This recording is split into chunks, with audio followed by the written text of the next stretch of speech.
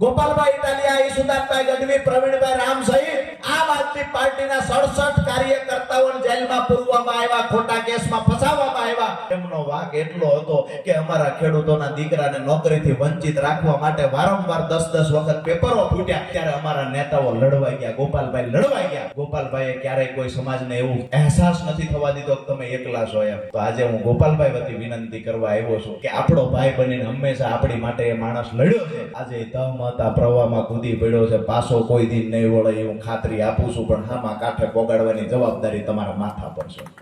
ગોપાલભાઈની આબરૂ નથી જતી, આબરૂ આપણા ખેડૂતોની જાય છે. એક ખેડૂતનો દીકરો આ ભારતીય જનતા પાર્ટીની તાનાશાહી સામે આંખમાં આંખ નાખી અને મર્દાનગીથી લડવા માટે મરણીઓ થઈ નીકળી પડ્યો છે.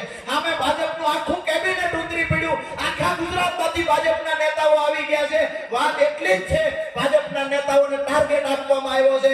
ગમે તેમ કરીને ગોપાલ ઇટાલિયાને હરાવવાના પ્રયત્ન કરો, પણ આજે ગોપાલ ઇટાલિયાની આબરૂ દાવ પર નથી રાખી. આબરૂ દાવ પર મારી તમારી લાગી છે ને, એ વાતને યાદ રાખજો. 19 તારીખ આબરૂ આપણી દાવ પર લાગી છે કે એક યુવાન 35 વર્ષનો યુવાન આવડી મોટી સલ્તનત ભાજપની છે, એની સામે લડવા માટે મરણીયો જંગ કરવા માટે કૂદી પડ્યો હોય, એ યુવાનને 19 તારીખે એકલો ન પડવા દેવી, એ જવાબદારી આપણા માથા પર મૂકવા માટે આવ્યો છે.